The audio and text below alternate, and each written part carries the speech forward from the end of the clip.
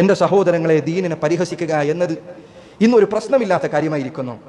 മുസ്ലിമീങ്ങൾ എന്ന് പറയുന്നവർ ഇതാ നോമ്പിനെ കുറിച്ച്, നിസ്കാരത്തെക്കുറിച്ച് കോമഡികൾ ഇറക്കുകയാണ്. അവൻ അഭിനയിക്കുകയാണ്. ആർക്ക് വേണം നിന്റെ അഭിനയം? ആർക്ക് വേണം നിന്റെ ഈ വൃത്തികെട്ട തമാശ? ആർക്കാണ് ഇത് ചിരി വരുത്തുന്നത്? അള്ളാഹുവിന്റെ ദീനിന്റെ കാര്യങ്ങളെ പരിഹസിക്കുക എന്നത് ഇസ്ലാമിൽ നിന്ന് പുറത്തു പോകുന്ന കാര്യമാണ്. നീ കാഫറായി മരിച്ചു പോകാൻ കാരണമാകുന്ന കാര്യമാണ്. ഖുർആനിലെ ആയത്തുകളാണ് നീ കളിയാക്കുന്നത്, നോമ്പിനെയാണ് നീ കളിയാക്കുന്നത്, നിസ്കാരത്തെയാണ് നീ കളിയാക്കുന്നത്.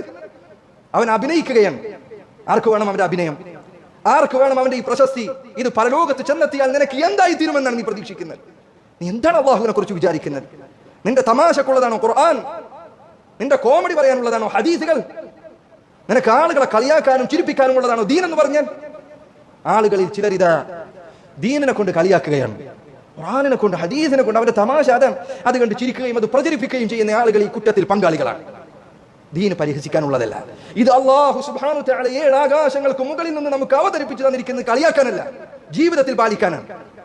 അല്ലാഹുവിന്റെ റസൂൽ സല്ലല്ലാഹു അലൈഹി വസല്ലമയോട് അല്ലാഹു പറഞ്ഞതല്ല, ഇതാ താങ്കൾക്ക് നാം സഖീലായ, ഭാരമുള്ള, ഗൗരവപ്പെട്ട സന്ദേശമാണ് നൽകുന്നത് എന്ന്.